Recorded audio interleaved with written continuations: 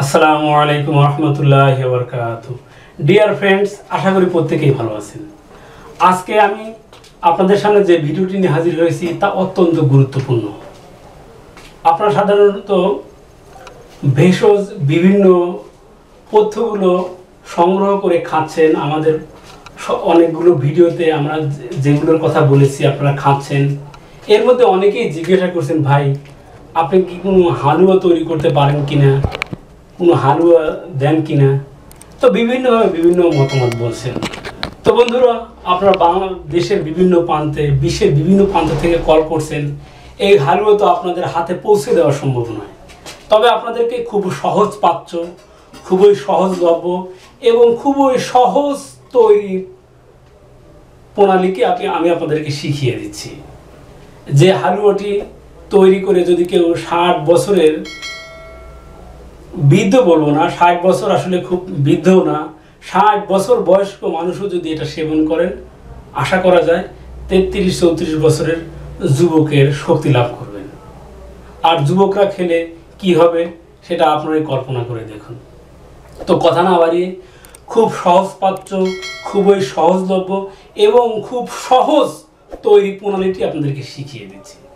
বন্ধুরা, আপনারা ডিম তো চেনেন, ডিমের আলাদা করে পরিচয় দেওয়ার কোনো প্রয়োজন নেই। 5টি ডিম সংগ্রহ করবেন, মাত্র 5টি ডিম। এর সাথে 250 গ্রাম ছোলা। আপনারা ছোলা তো চেনেন, এটারও আলাদা করে পরিচয় করে দেওয়ার কোনো প্রয়োজন নেই। এই ছোলাটা ভালো করে রোদে শুকাবেন। এরপরে আপনারা যে বাদাম ভাজে, যে এরকম খোলাতে সুন্দর করে একটু ভেজে নেবেন।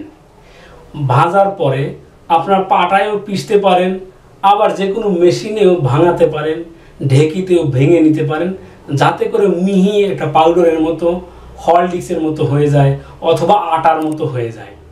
ভালো করে ভেজে নিলে আটার মতোই হয়ে যাবে।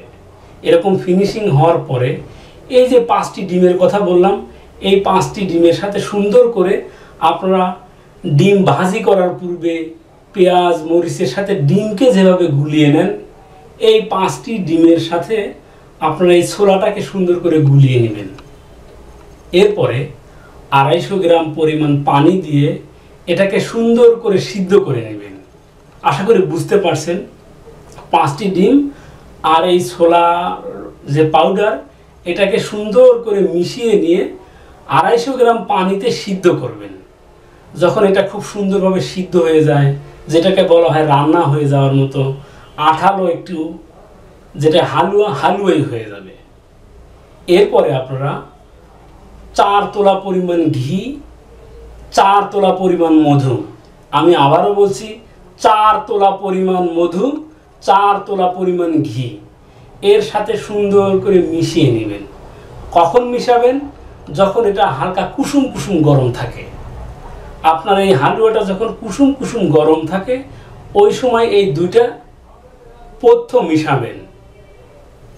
এরপরে প্রত্যেক খালি পেটে 4 তোলা পরিমাণ। এখন 4 তোলা পরিমাণ আপনারা যদি এটা পরিমাপ করতে না পারেন, সাধারণত লবণের চামিচ অথবা মিষ্টি খাওয়ার যে চামিচগুলো আমরা ব্যবহার করি, এই চামিচের 1 চামিচ করে প্রত্যেক খালি পেটে সেবন করবেন। এইভাবে প্রত্যেক সেবন করলে আপনার শুক্র তারল্য, যেটাকে বলা হয় বীর্য পাতলা, পাতলা বীর্য গাঢ় হয়ে যাবে।